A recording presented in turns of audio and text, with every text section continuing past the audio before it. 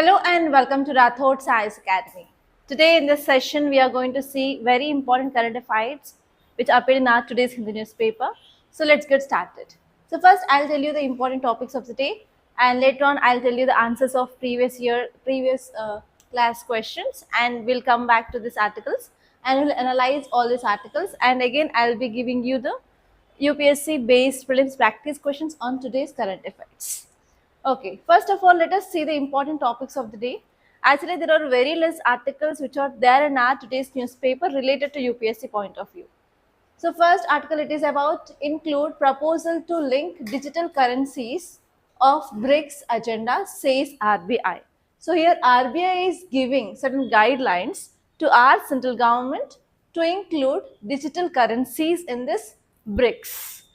Okay, so here we have to see about BRICS, we have to see about digital currencies, and if possible, you can also see certain facts regarding this RBI as well. Because every year you will be getting at least one or two questions related to this RBI, its functions, when it was formed, and about monetary policy of RBI.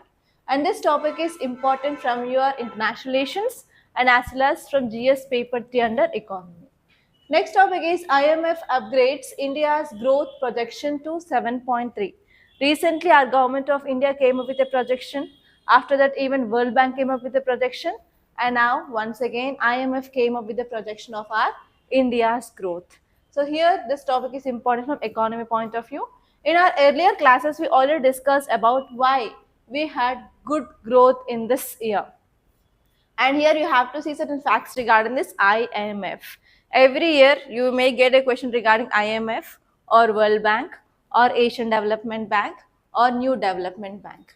So whatever the banks are there internationally, for sure you will be getting one question. So here you have to see certain facts regarding this IMF, when it was formed, what are the objectives, everything. And next topic is India signs letter of intent to elevate defense ties with UAE. So here we are going to improve our ties with UAE. That means there is a very high chance of getting a question related to map based on this UAE. Every year you will be getting at least minimum 3 questions based on the world map. For example, if there is any instability in any country, they may ask a question. So if there is any country which is seen highly in news, for example, in 2019 there was question regarding Afghanistan map, and later on Ukraine map. So like that, you may get this year question related to this West Asian map, and you have to thoroughly go through this West Asian map. And next topic is in a changing world, it is small tables, big dividends. This article is talking about especially foreign policy of our country. So here we have international organizations. For example, we have United Nations, we have WHO, we have WTO, like that. So there is decreased relevance of those things. And recently we discussed that US came out of this UNICEF.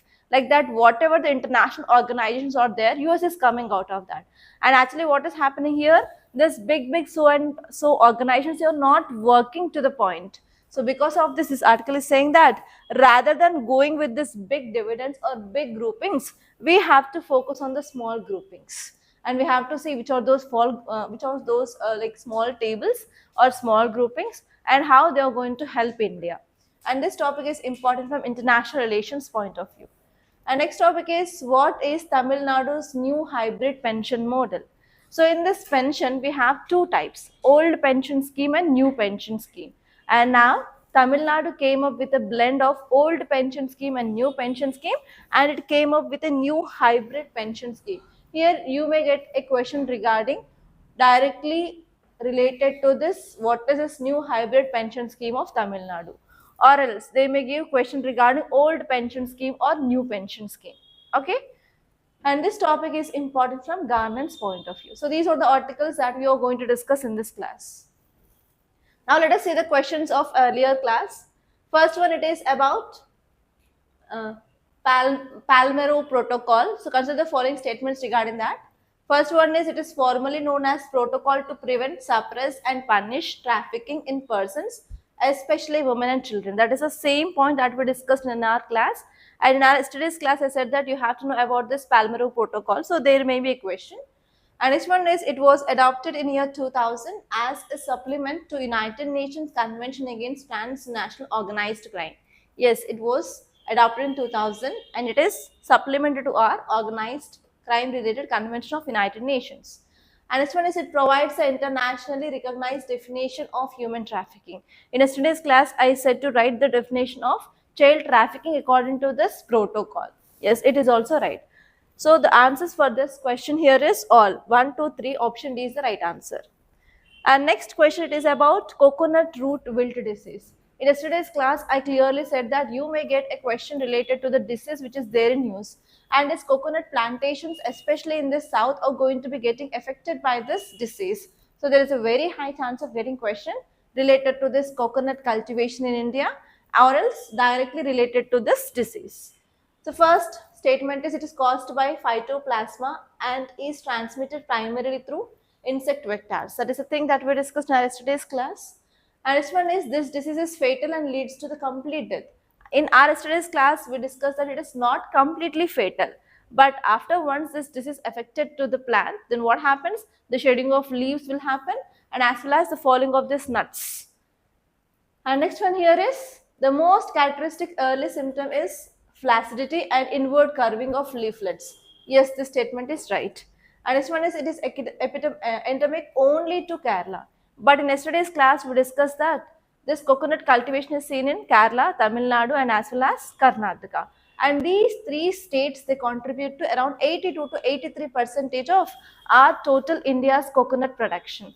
So why this is only seen in Kerala? It can also be spread to other states. So this statement and this second statement is wrong. So correct answer is 1 and 3 only. The correct option is A. Okay, now let us see the first article. Look at the title, guys. Read out the title. Include proposal to link digital currencies on the BRICS agenda, says RBI. Okay, here you have to see about BRICS. What is the full form of BRICS? Brazil, Russia, India, China, and as for South Africa. So here you have to know about the BRICS. Today your work is work on this BRICS. So what you have to see is, you have to see first one is founding member. That means whenever this organization was formed, which are the countries which are the founding members. And you have to see the present membership. Present membership, and you have to make note of the countries which are the part of BRICS now. You may get simple question like this. Consider the following statements regarding this BRIC and they will give you the 3 to 4 statements. Last year there was a question regarding BIMSTEC. They asked about which of the following declaration led to the formation of this BIMSTEC. So like that you have to see members, and they may ask you the question like this. Consider the following countries and which of the following countries are the part of BRICS, and they'll give you 5 to 7 countries. And you have to identify which countries are part of BRICS or not.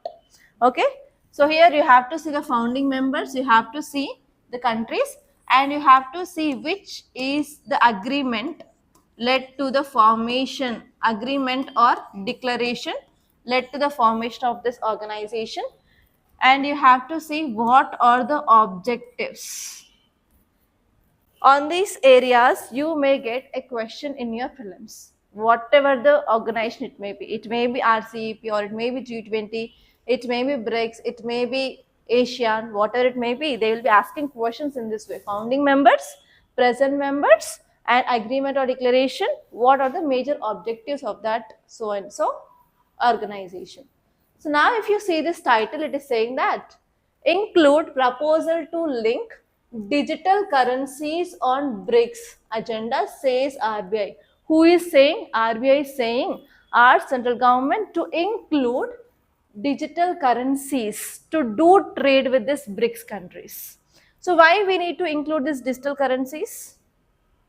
So actually what is happening across the world? Recently we discussed about one topic called as de-dollarization. Yes or no? Can you recall this? What is the meaning of de-dollarization method or phenomena? Yes, we have to decrease the reliance on dollar, and dollar became the most prominent currency.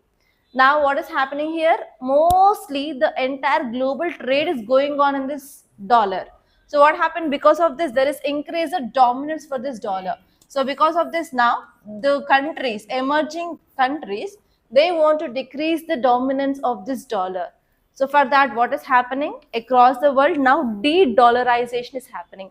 What is this concept of de-dollarization? We have to reduce our reliance on this dollar, and we have to promote the trade in our local currency. Right? Can you give me some examples how we are going for this de-dollarization? Yes, which country is dominant in exports across the world? China. So China is doing trade in its own currency called as yuan. Yuan is increasing its prominence across the world now.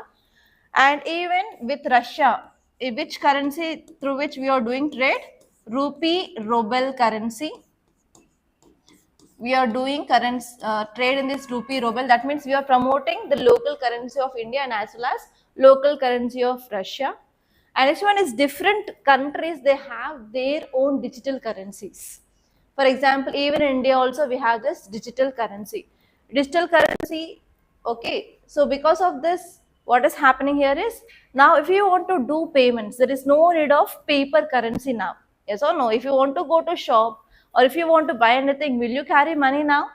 No, you will open your different apps like Phone Pay or Google Pay or Paytm. Even now WhatsApp have this feature of doing payments. So we are carrying just our mobile and we are scanning that thing, or we are doing transfer directly to the mobile numbers or directly to the bank accounts. So here what is happening here is, now we can reduce reliance or using of this physical currency or paper currency now, so that we can do our payments in this digital currency. So each and every country have their own digital currency. Even India is also having the digital currency. Now this article is saying that we have to promote our India's digital currency in this BRICS. As you all know that we are coming up with agreements with different countries for what? To increase our trade. And as you all know that across the world, the position is not good, not stable. For example, Russia-Ukraine crisis is going on, US-China issues are going on, India-China issues are going on, India-US issues are going on. So because of this, now we have to go for alternate countries, or we have to go for our supply chain diversions. So for that, we can promote this digital currency so that we can improve our trade. That is the thing which mainly said in this article. So here you have to know this thing, that is de-dollarization phenomena. So we have to reduce our reliance or dependency on this dollar. For that, we are promoting our local currency, and now we can promote our central bank's digital currency. Okay, so here you have to remember about this BRICS. You have to remember about this concept of de-dollarization, and now you have to remember about even what is the central bank digital currency. On these three areas, you may get a question in your prelims. Okay, clear? Now let us see the context. Our Reserve Bank of India has recommended central government to come up with a proposal which is connecting central banks' digital currencies of these BRIC countries. So we are going to have this BRIC summit in 2026. In this summit, the agenda should be linking of central bank digital currencies of this BRICS, so that we can do payments easily and we can decrease the reliance on dollar. Okay, so here RBI suggests connecting CBDCs like India's e-rupee with BRICS members, Brazil, Russia, India, China, South Africa and other new members to decrease our reliance on this US dollar because of increasing of geopolitical conflicts or geopolitical tensions. Okay, why? What is the reason here is we have to reduce dollar dependency. Okay, because you know what Trump is doing. Trump is coming up with different kinds of sanctions on different countries. He came up with Russian Sanction Act and he is imposing around 500% of tariffs on different countries. And this one is recently regarding Venezuela also. There is an issue between US and Venezuela. And you know about Iran. US is also interfering in Iran's internal matters. And US is a major reason for economic crisis of Iran. Despite of it, even now Trump is supporting the protesters in this Iran. and is asking this peaceful protester to take over the control of government institutions in Iran. So because of this kind of different geopolitical tensions, there may be, if you are dependent on one currency, what happens, that country will become powerful. So we don't want that country to become powerful in this multilateral era. So for that, we want to decrease our tensions, and we have to go towards our local currencies. So for that, we are going to link this digital currencies of different countries of this BRICS. And next one here is we have to enhance trade efficiencies. So if you are going for this trade with this digital currencies, the cross-border payments will be very fast. So because of this, what happens? We can address certain issues, okay, related to the payments, delaying of payments, everything. And this one is we can promote the global use of national currencies as well. And this one is, even though the geopolitics is not good, even though economic shifts are happening, so if you are using our digital currency means, obviously we can ensure proper trade between the countries, and we can maintain the good relations and as well as trade ties with the countries. Okay, that's the thing, guys. And what is the central bank's digital currency? It is a legal tender, and normally this money will be issued by RBI in India. Okay, central bank is backed behind this central bank's digital currency so that we can ensure stability and as well as trust. Okay, next one here is this digital currency or CBDC can be transacted using wallets backed by blockchains. And we came up with this concept and we directly inspired from this Bitcoin of cryptocurrency. And what are the objectives? Objective here is to mitigate the risk and to trim the cost in handling the physical currency. And next one is it will be very easy for the doing of cross-border payments. And next one here is we can go for easy money transfer.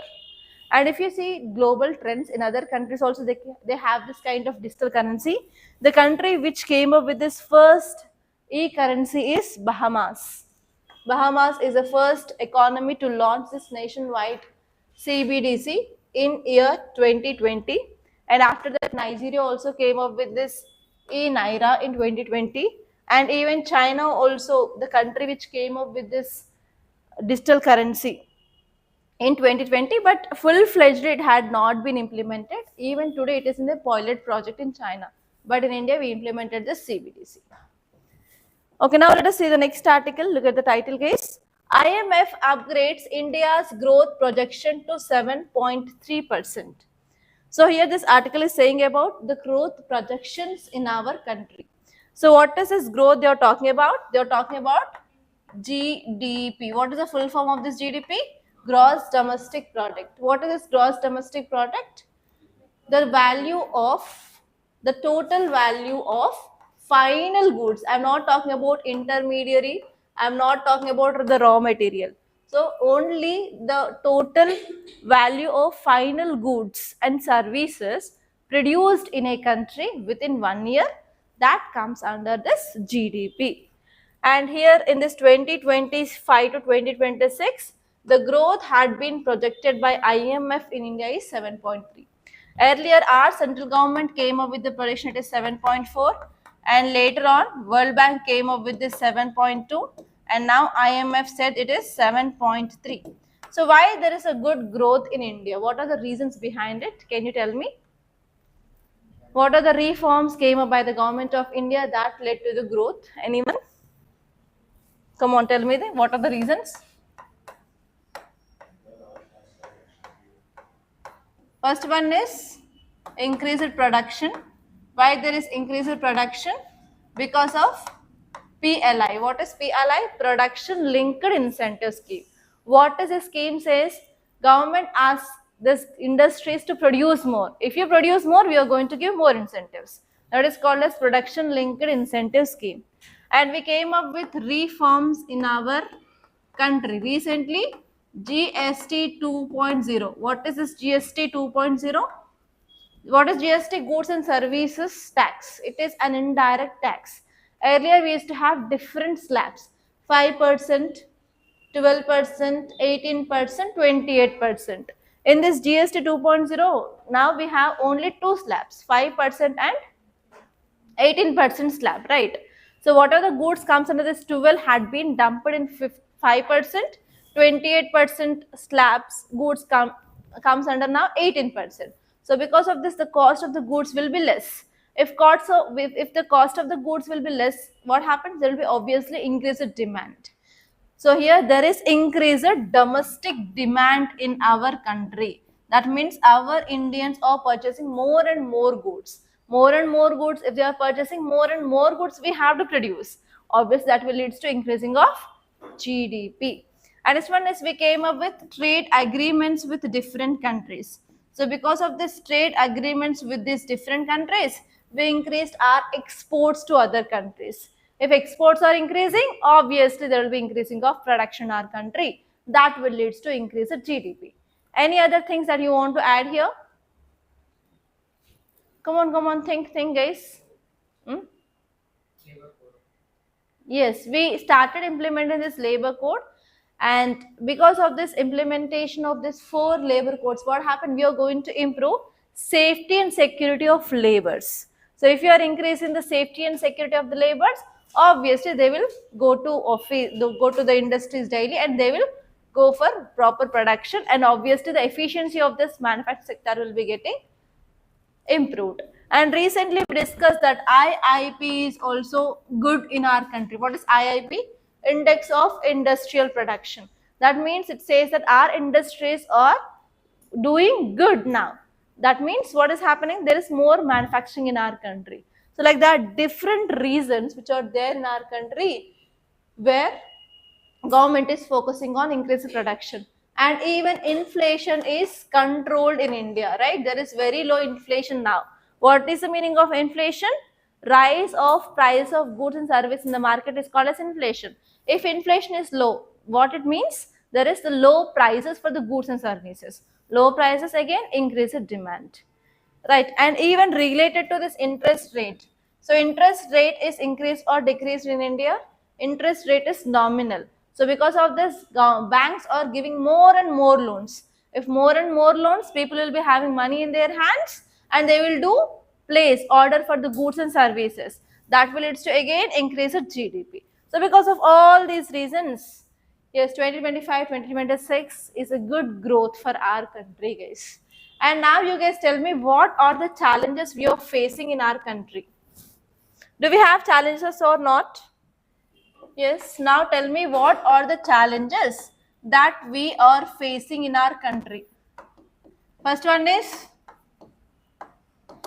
US is imposing tariffs. How much percent? 50%.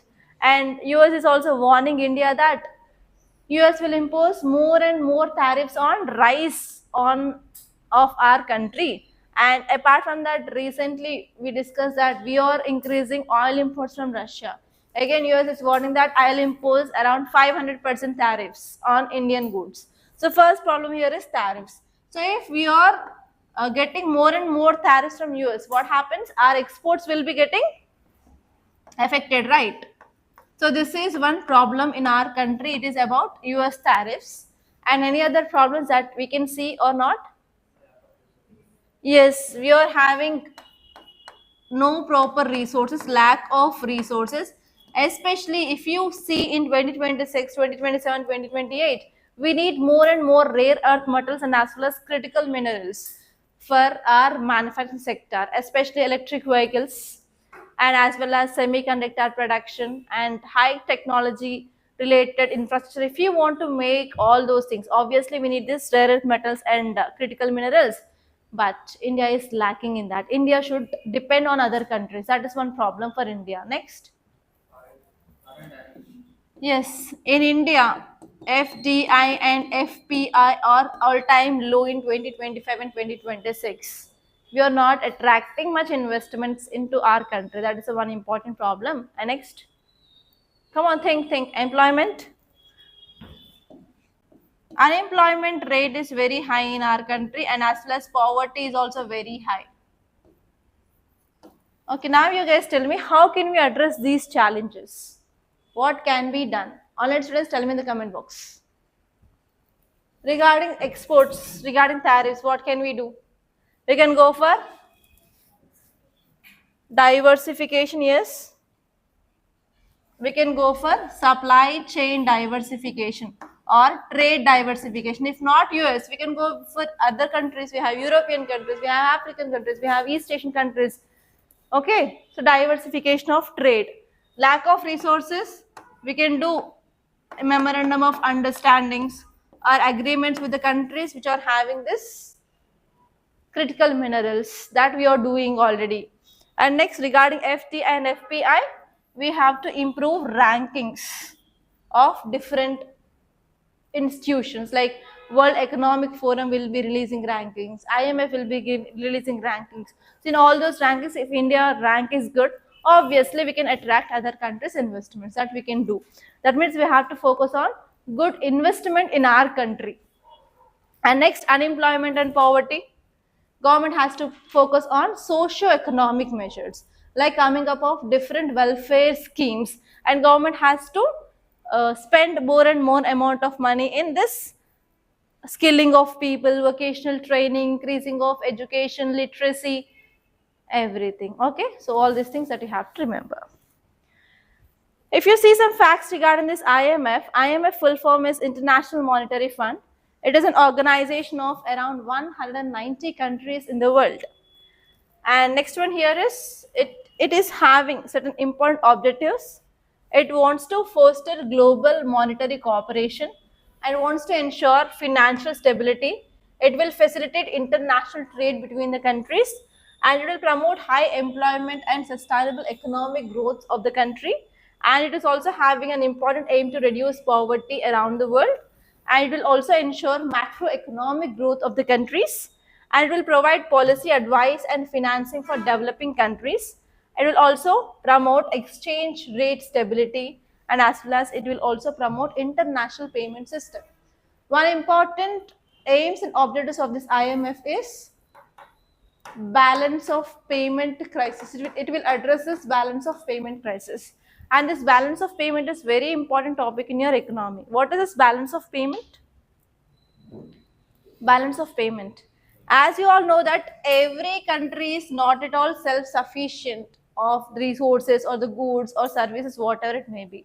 In this globalized era, one country is dependent on another country for sure to satisfy the needs and the wants of their people, right? So here we have to do trade with countries. What trade includes? Imports and as well as exports. If you're doing trade with other countries, will they give this goods and services which are free of cost? No, we have to pay, right? So whenever we are doing trade with other countries, will they accept Indian rupee? For example, we are doing trade with UAE, we are doing trade with USA. Will, if we give Indian rupee, will they accept it? What I have to do with this fiat currency, right? So here we have to do currency in the foreign currency. Okay, whatever the foreign currency which is there with our government of India or RBI is called as forex reserves. Okay, so actually if this forex reserves are not sufficient to do trade with other countries, then that condition is called as balance of payment crisis. We are not going to balance the payment with other countries in foreign currency. That is called as balance of payment crisis. Even India faced this situation during 1990s. At that time, during 1990s, we don't have the proper foreign currency to do trade with other countries even less than 1 week. So we can do whatever the amount we have with our country and government of India, that with that money, with that foreign currency, we can do trade with other countries only less than 1 week. So after 1 week, no idea. So because of that, at that time, what we did is we went to IMF and we asked help from this IMF. And if any country in the world, if they are facing this balance of payment crisis, they will reach this IMF. IMF will be giving loans to that country to come out of that situation. So recently, which countries went to IMF? Sri Lanka and as well as Pakistan. Those two are our neighboring countries only, right? Sri Lanka went to IMF and as well as Pakistan went to IMF. India supported Sri Lanka, but India didn't supported Pakistan, and India opposed Pakistan's approach towards IMF. And India said that if IMF is giving loans to Pakistan, Pakistan will be using for terror financing against India. So that is the thing, right? So here One important function of this IMF is to give loans for the countries which are facing this balance of payment crisis. You'll be seeing about this topic in your economy in detail. Okay, now let us see the next article. Look at the title. India signs letter of intent to elevate defense ties with UAE. First of all, you have to see the map of UAE. And today's work is you have to open your atlas and you have to see in detail about countries of West Asia for sure. And you'll get for sure at least one question related to this West Asia. Because this year, which marks 70th and 75th anniversary of relations between India and West Asian countries. Which country is that? We discussed recently, our Prime Minister went to visit for these three countries. What are those? Jordan, one more. Recently, volcano burst happened in which country? Ethiopia, and one more country to which our Prime Minister went, Oman.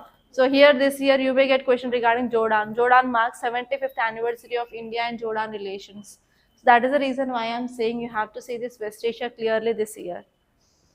Okay, now let us see the context. India and UAE have signed a letter of intent to establish strategic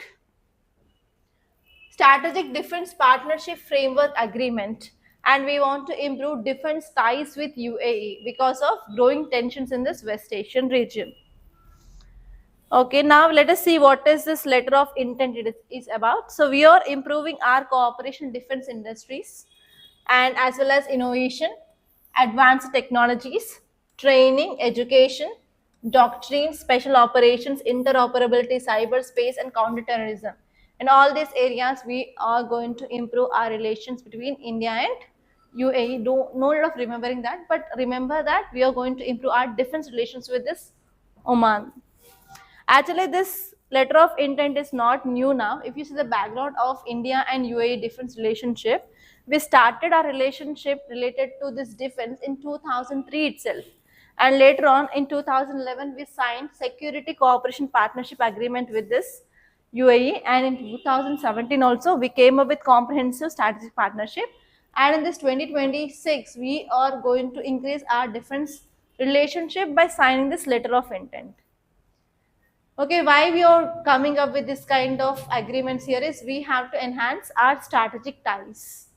We want to enhance bilateral relationship in defense as a natural progression from existing cooperation.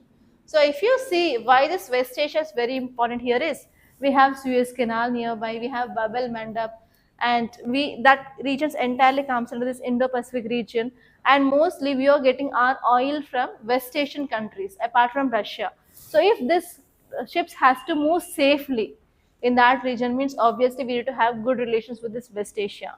Okay, that is the reason why we are improving relations with this country. The reason here is the first one is to ensure safe and secure movement of our ships. And next one is if something happens in this West Asia, obviously it will be having impact on Afghanistan and Pakistan. As you all know that Pakistan is enemy country of India. So obviously it will be having impact on India. And next one here is we are getting our oil resources or crude oil from these countries. If something happens or if we are not maintaining good relations, we cannot ensure energy security in our country. So these are the three major reasons why we are ensuring good relations with this West Asia. On top of all these three, the first important one you have to remember is from India, migration will happen, right? We have domestic migration, we have international migrations. Especially many people of our country shift or migrated to these Gulf countries to do work in this oil rigs and as well as construction sites in this area. Especially we have to ensure the safety and security of our Indian diaspora. So for that, we are maintaining good relations with this West Asia. Okay, clear? Now, next one here is you have to understand about the geopolitical stability. If Gulf tensions are going on, for example, Iran, Iraq, Yemen, Saudi, Pakistan, etc., then what happens? So it will be affecting our energy security and as well as welfare of the people will be getting affected indirectly if you are not maintaining good relations with this West Asian countries. Our next one here is economic and technology is also very, very important. Especially we are making certain agreements related to this LNG. What is LNG? liquefied natural gas. And this one is related to space also. And as you all know that India became the commercial space launcher, right? Different countries are coming towards India and they are asking to launch their satellites. Regarding that, regarding that also West Asian countries and India is also having good relations related to the space flights also as well. And next one here is, yeah, we have to address historical ties to counter emerging challenges now. So for that, we need to maintain the good relations. Okay, see this next article. In a changing world, it is small tables, big dividends. This article is talking about international organizations and as well as small regional groupings. Can you tell me some big international organizations that you know? We have WHO, have heard this? World Health Organization. We have WTO, World Trade Organizations. We have UNICEF. Next, we have United Nations. We have in that United Nations, we have 6 principal organs. In that, one major one is United Nations Security Council. Next, we have World Bank. We have IMF. So these are very big international organizations. What is happening with these international organizations, whether they are functioning to their level? No. For example, if you take about this WHO, what is the major objective of this WHO? To ensure proper health care for all the countries. What happened during this COVID-19 time? COVID-19 time, every country had been affected badly. Why? Because of negligence of WHO. Because WHO didn't give the clear-cut guidelines regarding this COVID-19 at that time. First, it was identified in China in year 2019. In which month? October, November month only they had been identified. But every country came to know about this virus by the end of December, and as well as especially in some least developing countries, they didn't know about this till this 2020 had been started. So if this WHO was activated at that time, if it gave the timely guidelines and what should be followed for every country as soon as it was identified, means it might not lead to that much damage that we faced. And even till today also, we are in 2026, this virus came in 2019. Till today also, many countries that didn't came out of its effects economically. That means we can say it is a major drawback of this WHO. And you know about WTO. What is WTO? World Trade Organization. It has to ensure free and fair trade. But now you know US is imposing 500%, 50% tariffs on different countries. Is it ensuring free and fair trade? No, that means this organization also had been failed. For example, we have United Nations Security Council. What is the major objectives? To ensure peace and stability across the world. But do we have any peace and safety? If you see West Asia, issues are going on. Iran protest is going on. And next one is Russia-Ukraine war. It had been completed 3 years, but still now there is nothing happening. And even in many areas, Gaza issue, you know, Palestine issue, everything. So across the world, there is no peace and security. That means this organization also had failed in its work. So like that, we have different organizations, especially multilateral organizations, they failed. So because of this, this article is clearly saying that leave these big organizations and go with the small tables. Small tables are nothing but regional groupings, which is having very less number of countries. And we can raise our voice in those smaller tables rather than this bigger tables. Then only we can get solutions for this geopolitical tensions and as well as challenges. Are you understanding? Okay, here this article is saying that in 2026, amid global volatility, India's diplomatic success will come from engaging in small tables rather than going for diplomatic white spaces or large multilateral forums. Rather than going to these large multilateral forums, we can use the small tables to solve our issues. That is the thing which mainly said here. Why? Because the smaller groups will allow India to shape rules and to deliver outcomes and provide global public goods effectively than compared to that of this larger multilateral setups. So if you see larger groupings, normally the developed countries are part of this larger groupings. India is having the status of developing country only, right? If India is proposing anything here, whether these larger countries or developed countries will accept those proposals? For sure, no. So because of this, India can use the smaller groups and we can shape the rules of that so and so smaller grouping, and we can deliver the proper outcomes by implementing that thoroughly. If you see here, they gave examples like BRICS. In BRICS, we have New Development Bank. So this bank will be providing loans for infrastructure projects in this BRICS grouping. So here India can raise its voice related to this infrastructure development in this New Development Bank of BRICS. And this one is we have Quad. What is Quad? Quadrilateral dialogue. So which are the countries part of this Quad? We have Quad means 4. Which are those 4 countries? India is there, US, Japan and Australia. So in this grouping we can ensure maritime services, maritime safety, because all these 4 countries are focusing on safe and secure Indo-Pacific region. And this one here is we have certain technology related forums. Recently in Delhi we conducted AI summit. So we can use this kind of small things to ensure our India's voice. And as you all know that India is a leader of Global South. What is this Global South? It is a grouping of developing and least developed countries. So what is Global North? It is a grouping of developed countries. And India is leader of this Global South. So India can raise voice of this all developing and least developed countries in different small forums. That is the idea of this article, guys. So what are the reasons here? So if you see the large tables or large groupings, they are stalled by major power competitions, especially US and Russia are fighting for power, US and China are fighting for power, and even G20 is also not happening because of boycott of different countries. And you know that recently we discussed US is coming out of major international groupings also. If US is coming out of that major groupings, then what happens? That groupings will not get proper funding. If no fund, will they work? Obviously the efficiency will be decreased. That is the reason that you have to remember.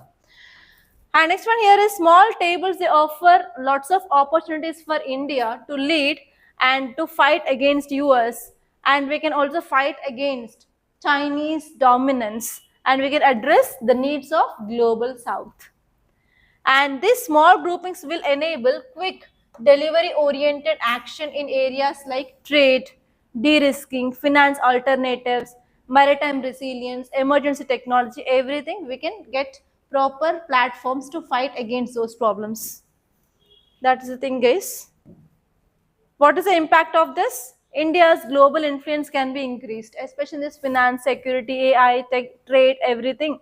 And it will be enhancing our economic benefits. Like we can do better trade deals with European Union, and as well as free trade agreements with different countries.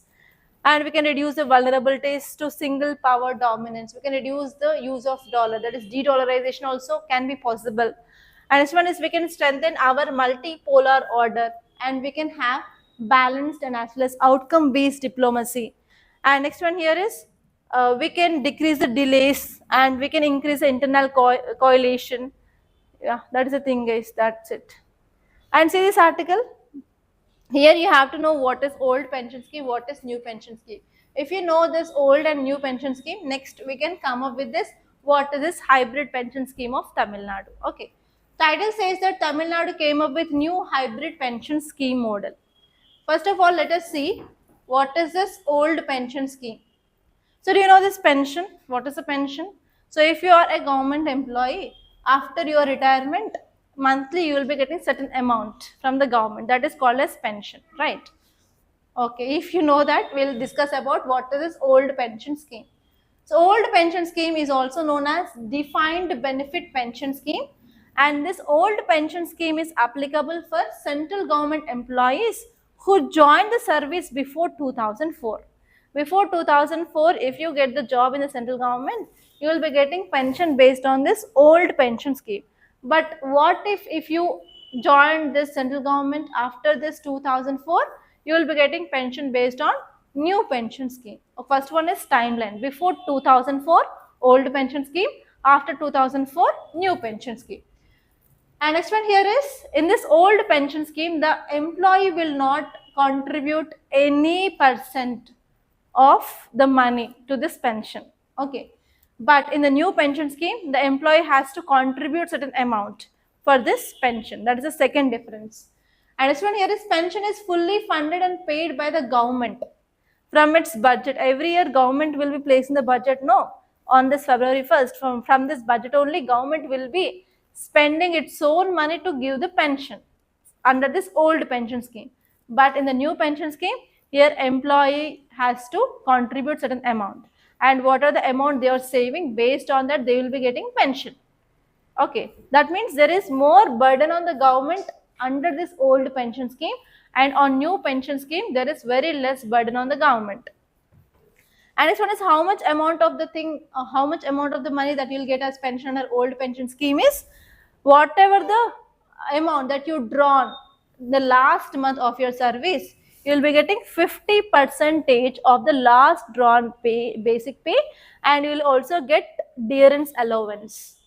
But in the new pension scheme, whatever the amount of the corpus that you have saved with the government, based on that only you will get money. That means if you're saving more amount of money, and even if you are getting into the civil services, before joining itself, you have to fill the details regarding your dearance allowance, how much PF you have to cut, everything the government will be giving the details. So based on how much amount of the corpus you are saving with the government, that means if you take more and more salary, you will be getting very less pension after your retirement. If you're taking only less salary now, and if you're saving more amount of corpus with the government, then you will be getting more pension after once you retire. That is according to the new pension scheme. But in the old pension scheme, there is nothing like that. So whatever the salary that you drawn in the last month of your service, 50% plus dearance allowance you will get in the old, but it is not like the same in this new. Okay, and next one here is family pension. You will get under old pension scheme around 30 to 60% of pension, depending on the rules, to spouse or dependent children on the death of the pensioner. So if pensioner dies here, what happens, the spouse will be also getting pension. So that amount will be 30 to 60% based on the rules of that so and so organization. Okay, and here if you see the changes here, the employee has to contribute 10% of basic pay and as well as dearance allowance if you want to get the pension under this new pension scheme, and government will be contributing only 14% of the basic pay and dearance allowance. Earlier 100% will be borne by this government, but now 14% only. Okay, and next one is the pension amount is not guaranteed here. Earlier it is 50% on your last month's salary, but it is not guaranteed here. It is based on the entire amount of the corpus you accumulated and annuity rates. Okay, so here there is low physical burden on the government. In the old, there will be high physical burden. And now let us see what government of Tamil Nadu did. Tamil Nadu government launched Tamil Nadu Assured Pension Scheme. It is a new pension scheme, and it is going to be implemented from this January 2026 onwards. And it replaced old contributory pension scheme. The key features are the guarantees are assured monthly pension of 50% of last drawn basic pay plus dearance allowances, and apart from that they are also going to get security of old pension scheme. And this one is here, this is the first point. This first point is directly from this old pension scheme, and second point is now employees has to contribute 10% of basic pay and dearance allowance. So in the old pension scheme there is no contribution for an employee, but in this they have to contribute 10%. But actually this new pension scheme says that it should be like 18%. How much percentage? It's 14, right? Okay, employee contributes 10%. So they include this point here and as well as this point here, 50% drawn together. So because of this, this scheme is a blend of old and as well as new pension scheme. And next one here is on death. If that person who is getting pension dies, means the spouse will be getting pension, right? So they are going to give 60% of pension to the spouse. Spouse may be wife or husband or daughter or son. And next one is gratuity up to 25 lakhs. So have you ever heard, so during the pension, during the time of retirement, they will be doing one ceremony. After the ceremony, they will be getting the lump sum amount, right? So here Tamil Nadu state government said that the gratuity will be given up to 25 lakhs. And this one here is this. This is mandatory to new joins from January 2026. January 1st, 2026 onwards, who are going to join the services, they will be getting pension on based on this new scheme of Tamil Nadu. Okay, that is the thing, guys. Nothing more than that. And see this prelims based questions. I came up with 2 questions. Consider the following statements about recent developments in CBDC, central bank digital currencies, as of 2026. First point is Reserve Bank of India has proposed linking CBDCs of BRICS nations to facilitate cross-border trade and reduce reliance on US dollar. Second statement, this proposal is expected to be discussed at BRICS Summit hosted by India in 2026. All major BRICS countries, including Russia and China, have fully launched retail CBDCs for public use. And you have to identify correct statements. And next question is map-based question of UAE. Consider the following statements about UAE. It consists of 7 emirates, with Abu Dhabi being the largest by area. Second one, the UAE shares its longest land border with Saudi Arabia to south and west. Next, the Strait of Hormuz lies between UAE and Iran, connecting Persian Gulf to the Gulf of Oman. Which of the above statements are right? Online students, please tell me the answers for these 2 questions in the comment box. And the answers for these 2 questions will be disclosed in the next day's class, guys. And if you like the video, please do hit the like button and please do share this class to your friends. And do subscribe to Rathod's IAS Academy, don't forget. And if you want to get the PDF of this class, you can join the Telegram channel. The link is given in description box. And you can follow us on our Instagram page as well, where we are providing mains answer with model answer, mains question with model answer, and also prelims question with answer, and also current affairs in shorts, guys. So don't forget that. Yeah, that's it, guys. Thank you so much.